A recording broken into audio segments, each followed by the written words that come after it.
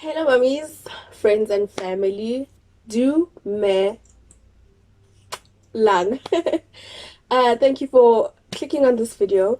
I hope you're subscribed to my channel. If you're not subscribed yet, please do subscribe. Please leave a comment. Please like the video. I'm doing Khosi's birth story. I just did Amogelang's birth story, and that story was a little bit sadish for me, a little traumatic. Please watch it if you haven't seen it already. Anyway, this story, however, is not a sad one at all. Khosi's birth story was a little bit more exciting. It was 2016, 17th of July. You know, I was a bit more money by now. I could do things the way that I wanted to do them. I could afford to birth the way that I wanted to birth. So, well, although COVID-19 has come with some financial surprises, things are not looking so good anymore. But anyway, that time was a good time. Giving birth to Kgosi. So I wanted to I wanted to have a water birth. So the week leading up to the day that I gave birth, I did my bookings at Genesis. I booked my room, everything. I was even going for my what's this? I was even going for my checkups there with a really good midwife there. Everything scans, everything. I did everything there, and everything was fine. So about a week before, like I said, not even a week before, maybe 2 days before, I booked a bed and booked the doctor. Everything was fine in case of emergency and all of that. And then about 2 days later, as I mentioned, one morning, I'm just relaxing in bed. It was about 10 a.m.-ish in the morning. I'm just sitting in bed, you know, I'm awake, but haven't really gone out of bed to start my day. And I'm nice and relaxed. And then all of a sudden, I felt like water coming out of my body. So, um, I, because with Amu's birth, my water broke when I was in hospital. So I had the contractions, then I went to hospital, and then my water broke some time during the night while I was there. This time, things happened differently. My water broke first, and then the contractions came. So when I felt the tingling of the water coming out of me while I'm in bed, I'm like, am I peeing my... No, I'm not peeing myself. I'm wide awake. Like, am I peeing myself? So I then got out of bed as the water was just trickling down my legs. And I took a bath. I told my grandmother, hey, this is happening. My grandmother said, yeah, no, you have to go to hospital. So I then went to hospital, but I just still felt like, no, man, this must be a false alarm because I'm not due anytime soon, not even near my due date. So I went to hospital. I went to Genesis. I drove myself to Genesis, got in the car, sure, got to call my midwife. She was already setting up for me, getting things ready. I got there, and then she did the whole checking, check me, put me on the bed, put that belt thing that monitors the heartbeat on me. Yeah, she pretty much set me up, and while she was monitoring me, she was like, you know what? She called my doctor, and then she was like, you know what? This is not really a good idea because your water broke, but your, is it the cervix? Like, things are still tight up there. It doesn't look like you're gonna give birth anytime soon. Plus, you're a couple of weeks before your actual giving birth time. I would let you stay in for the birth because your water broke, so that means the baby is coming. But I'm a little worried that the baby's also small when they measured me. So the pregnancy was pretty easy, and the only issue I had while I was pregnant was that I wasn't eating. I didn't have an appetite. I never had an appetite. So I didn't eat correctly or enough. Let me say I wasn't eating enough. So as a result, my baby was small, and even when they'd ask me to eat, I'd eat a lot, but then I would gain weight and the baby was still not growing as he was supposed to be growing. So she said that was one of her biggest issues, that he's still pretty small. So she was like, you know what? I think you're gonna have to go to hospital. It looks like your wish of having a water birth and doing things here might not happen. And the last thing I want is for us to have an emergency and then the ambulance is coming to get you. Because what is important is the child's care, and there they don't necessarily care for newborn babies. They just do what is necessary. So she said, at a hospital, your baby might need an incubator, things like that. So rather, let's go straight to the hospital. So sadly, I was like, okay, that's fine. Well, I suppose the baby comes first. I then went to the hospital that my doctor is based at, and I got there, everything was fine. Talking to the father, his father on the phone, like, ah, no, everything is fine. This is what's happening now, but I don't think anything is gonna happen today. So, eventually the doctor arrived, and when the doctor arrived, the doctor said, okay, it looks like everything is fine. Do you have any pain? I said, no. Then he said, but we're gonna have to book you in because now that your water broke, if I send you back home and something goes wrong, I don't want to be in trouble for that. So I think you should rather stay and let's finish off the process while you're here because you're going to give birth anyway, anytime soon.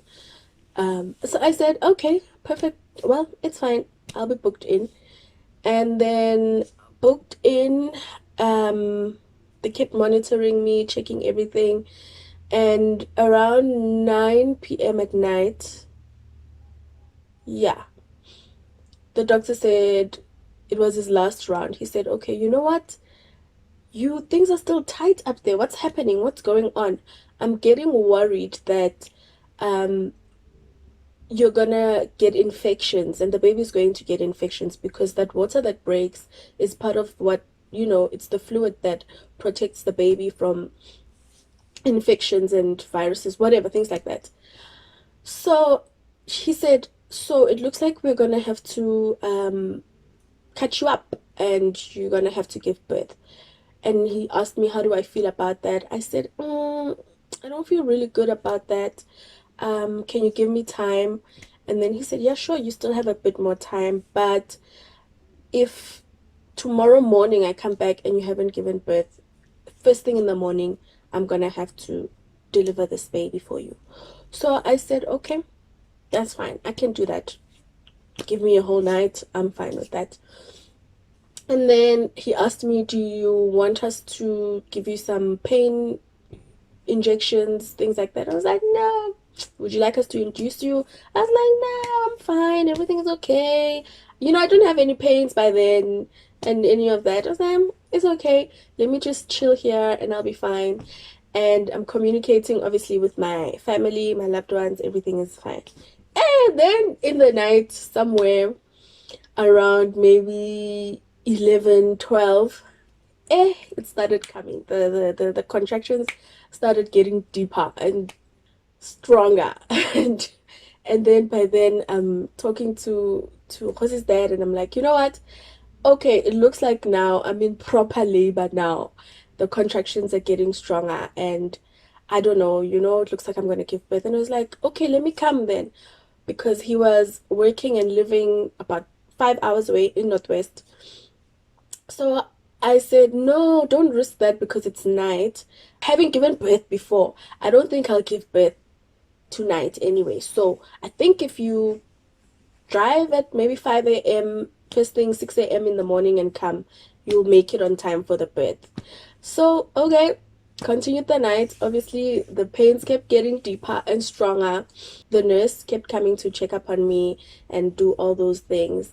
And again, well, I had this one thing again. Every time I had the pain, like I said, I'm a loud breather. So I scream and it will be known that I'm giving birth in that ward, that there's a Puseletso who's in labor. Yeah. But anyway, so I had those moments every time the contractions came and the nurse would come and she'd be like, you need to stop screaming. You need to stop hitting you. But she was nice, unlike the first time. She would be like, look at me. She was a little like attitudinana, but not too bad. I think she also knew her place and yeah, knew that she has to be nice. And I said, you know what? I feel like I've been through this before.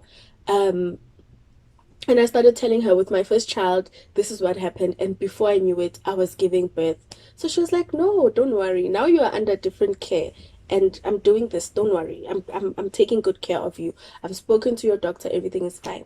And then the AMs came, and I managed to sleep actually for quite a few hours that night. And then the morning came, and then around, I think it was just before 9, the contractions got deeper and deeper. And I told this lady, I said, you know what, nurse, this is getting worse. And it was the same one. I don't know what time do nurses change there in med care, because it was same one. It was the same nurse that I had throughout the night. She was still there at 9 a.m. and even she helped me with the birth. And I told her, you know what, this is getting serious. When my last time to push was happening, oh, it just came, and again I was just pushing, and she kept telling me, don't push, we haven't yet set up for you, because this thing is happening fast. You're not meant to be giving birth now. I just spoke to your doctor and I told him that you still have a few hours to go. Don't push, just hold it in. Like, she was just telling me to relax, and I told her I cannot relax, I am pushing. Hey, I was pushing. And then yeah, she called the other nurses, telling them to prepare the delivery room for me because it looks like baby is coming. And yet again, I ended up giving birth by myself because daddy didn't make it on time. But I suppose it was my fault because I'm the one who said he shouldn't come at night. Anyway, they then wheeled me off to the delivery room, and I was already started pushing, like on my way there, across the corridor to the delivery room. In the delivery room, didn't even take long. While I was giving birth, the other lady was panicking there, trying to put things together. But let me tell you, Khosi's birth was the most painful. I felt like I was dying, and I'm not exaggerating. Between all three births, Khosi's was the most painful pushes, and I felt like my legs were being cut off me. I even said a prayer of, God forgive me for all of my sins. The prayer that as I die, accept me in heaven. I said that prayer, and I think I could see, I don't I'm not exaggerating, I promise. It was it was it was really intense. Those pushes were really, really, really intense. Oh, and then I played some music. I was like, can I just play some music to help calm me down in between the pushes? And they let me play music. Obviously, I played gospel music. I can't remember a specific song that I played.